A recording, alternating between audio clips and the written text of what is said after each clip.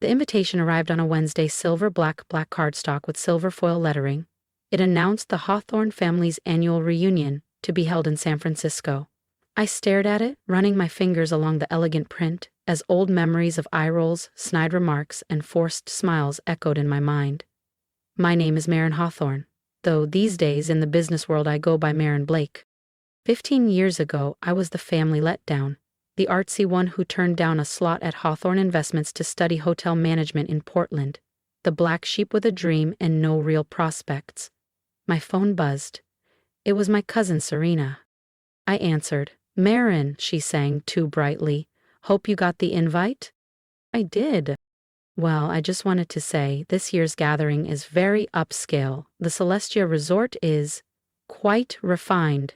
You understand, right?" I looked out at the Los Angeles skyline from the penthouse office of Blake Hospitality Group. I nearly laughed. The Celestia? My first 5-star resort. But the Hawthorns didn't know that. "Are you saying I don't fit in, Serena?" "Aw, don't be like that," she said, her tone sticky sweet. "It's just, we'll have celebrities, tech founders, a senator or two. You know how appearances matter." By appearances, she meant me. Couldn't have her influential friends realizing her cousin once worked reception? "And who picked the venue?" "I did, obviously," she said proudly. "Dad said I have a knack for luxury spaces. The Celestia is the top spot in the Bay Area. I had to call in serious favors to land it." I nearly choked. The favor had come through our booking site. I'd approved it personally, at 40% above our premium rate. "That must have been tricky," I said. "Well, not everyone has my pull," she gloated. "The owner, M. Blake, is reclusive, but their team was so cooperative when they heard the Hawthorne name." "Of course they were. I told them to roll out the red carpet." "Anyway," Serena said, "I'm sure you get it. Maybe next year, if you've moved up from that boutique motel in Silver Lake." That motel launched my entire empire. "But sure, Serena, maybe next year." "That motel," Serena mocked. "It was actually my pilot property, where I tested and refined the innovations that would later make Blake Hospitality Group a disruptor in the luxury hotel world. But the Hawthorns stopped paying attention to my career long ago." "Something like that," I had told her. After hanging up, I leaned back in my leather chair, the hum of Los Angeles traffic faint beneath the double-glazed windows. Memories rushed in. 15 years ago, I'd graduated from the University of Oregon with a degree in hotel management, brimming with ideas and zero support from my family. "You're going to clean rooms for a living?" my father had boomed. "No Hawthorne wears a name tag." But I did. And I carried luggage, scrubbed floors, handled irate guests, and trained staff. I didn't just want to run hotels, I wanted to reinvent them. And to do that, I had to understand every inch of how they worked. Within 4 years, I opened my first property, a boutique stay in Silver Lake called the Blue Lantern. It sold out every weekend. Now, at 34, I own 21 high-end resorts across 5 countries. The Celestia, their reunion venue, was my crown jewel. A fusion of California coastal design and sustainability tech, it won Luxury Resort of the Year twice. And now, somehow, my family thought it was too good for me. My phone buzzed again. It was Marcus, my assistant. "Reunion contract needs your signature. Want me to bring it up?" I typed back with a grin. "No need. I've got plans for this one." I opened my laptop and began finalizing the adjustments. If they thought I wasn't fit to attend, they were about to experience what exclusion looks like. When the outsider signs your guest list. Every decision for the reunion would pass through my hands. The lighting, the music, the chef's tasting menu, even the ambient scent used in the lobby. It was time for a quiet spectacle. Memories burned in my mind, like when they sat me at the kids' table well into my 20s, or worse, Serena's wedding, where she accidentally had me seated next to the valet team. She'd said I'd feel more at home. I'd owned 9 hotels by then. They never asked questions. They never looked past the old image of me. Only my younger sister Camille had stayed in touch, though she never knew how far I'd come. She called just as I was finishing the arrangements. "Maren," she said gently, "Serena told me she asked you not to come. I'm so sorry." "Don't be," I replied, signing the final contract with a smile. Actually, I have a favor. Can you make sure everyone arrives at exactly 7 p.m.? Why, what's happening? Let's just say Serena isn't the only one with connections at the Celestia. The next 2 weeks flew by. I oversaw everything, down to the floral centerpiece shade. If they were going to exclude me from my own resort, I was going to give them a night to remember. The Hawthorne family demanded luxury. I was about to give them a show they'd never forget. The night before the reunion, I stood quietly in the lobby of the Celestia, watching my staff polish the marble until it reflected like glass. Light from the crystal chandeliers danced across the room, illuminating every detail of the coastal-inspired interior. White stone columns, subtle gold trim, sea glass accents. Everything was flawless. Marcus appeared beside me, tablet in hand. All arrangements are confirmed. New signage will be revealed at exactly 7:15 p.m. tomorrow. Are you sure about this? I didn't hesitate. I thought of Serena's smug voice on the phone, of the years of microaggressions and cold shoulders. Absolutely. After all, it's not every day I get to welcome my family to my own resort. I smiled, already picturing their faces when the truth hit. Tomorrow would change everything. At exactly 6:45 p.m. the next evening, I stood in my private suite on the top floor, watching security feeds of the arrivals. They came like clockwork, designer handbags, heels clicking, Rolexes gleaming, everyone trying to outshine each other in a shallow pageant of wealth. Serena waltzed in wearing red Valentino, barking orders like she was management. She posed by the floral display, camera ready. My father's black Bentley rolled up next, trailed by luxury cars filled with aunts, uncles, and cousins I hadn't seen since I was the failure of the family. Everything's prepped, Marcus said, glancing down at his screen. Staff knows their cues. Want security on alert? I shook my head. No need. The Hawthorns wouldn't dare ruin their own illusion of elegance. I adjusted my slate gray suit, custom Armani. Not that any of them would believe I knew the brand, let alone owned more of it than half the room. Let them get comfortable, I said. This is going to be fun.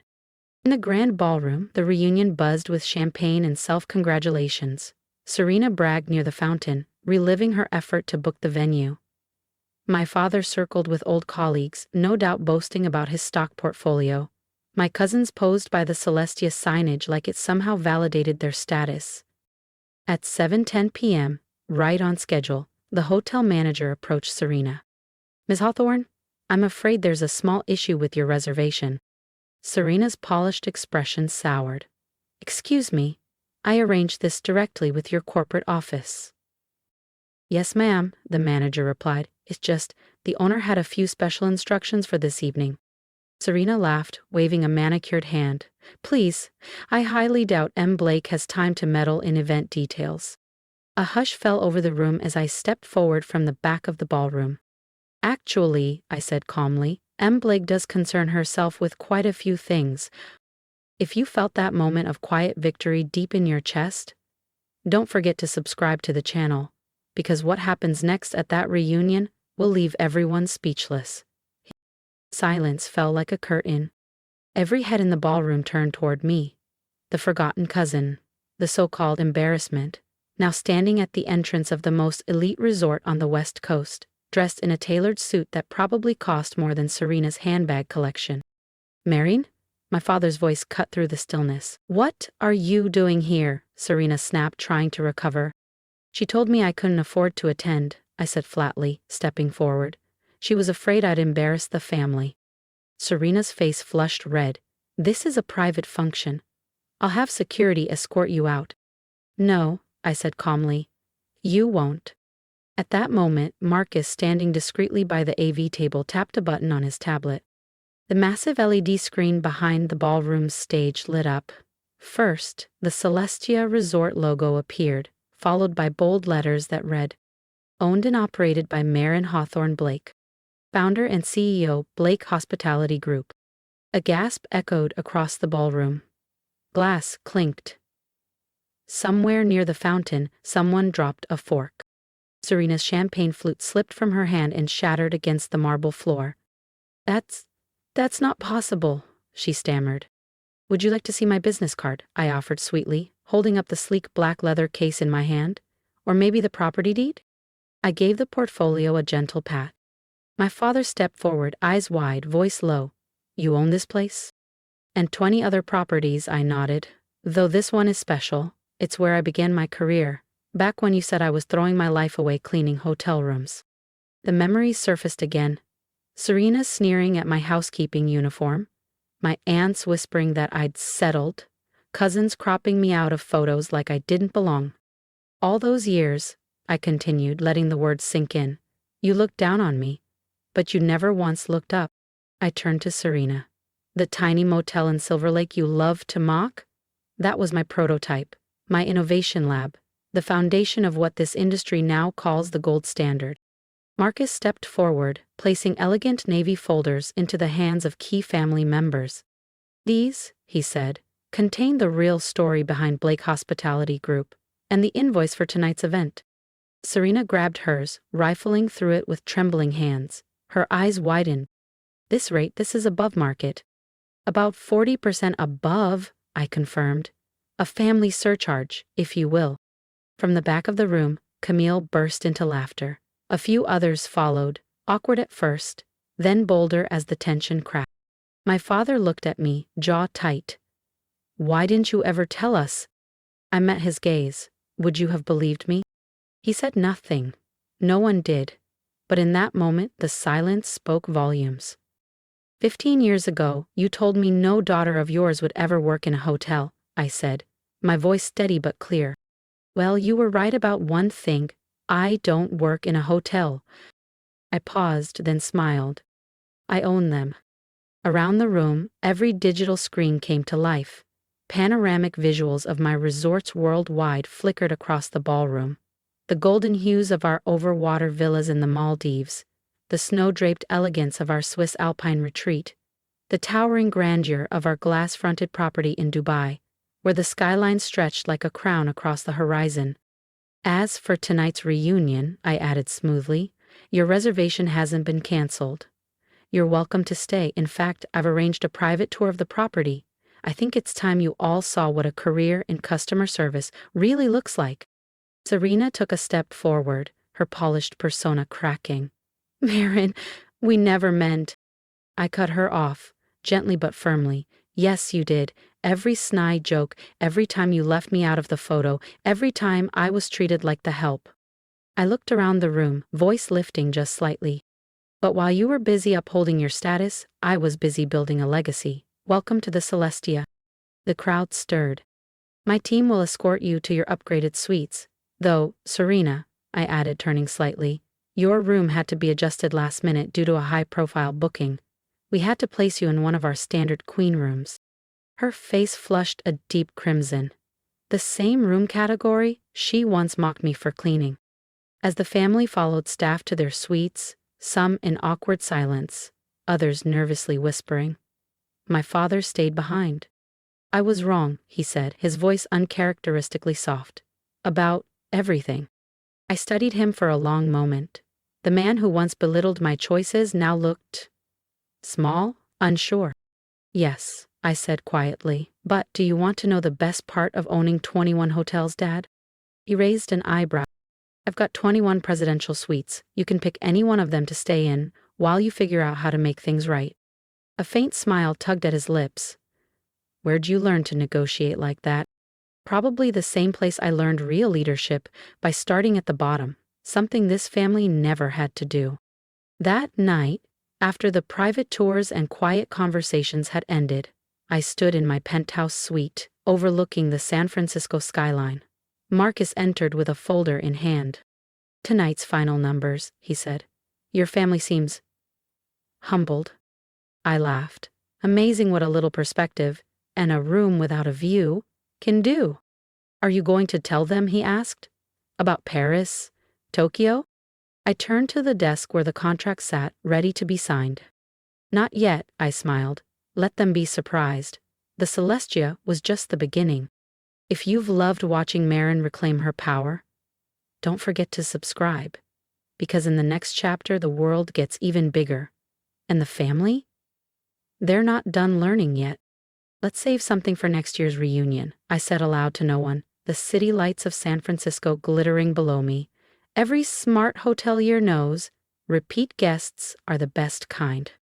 I leaned against the floor-to-ceiling window of my penthouse, my reflection framed by the skyline I used to only dream of. The journey from scrubbing baseboards to signing international development deals hadn't been easy, but it had been worth it. Success, I realized, was never about vengeance. It wasn't about proving my family wrong. It was about proving myself right. And sometimes the sweetest kind of revenge isn't cold at all.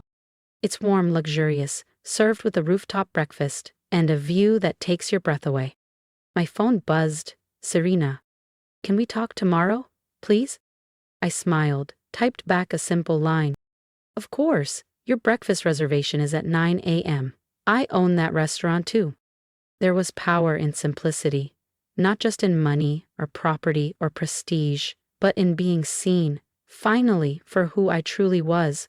Not the help, not the outsider, not the family joke, but Maren Blake, the woman who built something real. The woman who wasn't invited to the reunion because she was too busy hosting it. As I looked out at the city and the glowing signage of the Celestia below, I felt it in my chest, that sense of calm, of closure, of purpose. Tomorrow would bring the next chapter in the Hawthorne family's story. Not one born from old money or empty pride, but from something earned. Because at the end of the day, every great hotel knows the secret. It's not just about offering a bed. It's about giving people something they'll never forget. And tonight, my family would remember.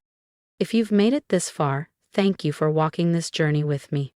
I'd love to hear your thoughts. Drop a comment below and tell me what you would have said if you were in my shoes that night. Would you have stayed quiet? Would you have made the same choices? Or would you have done something completely different?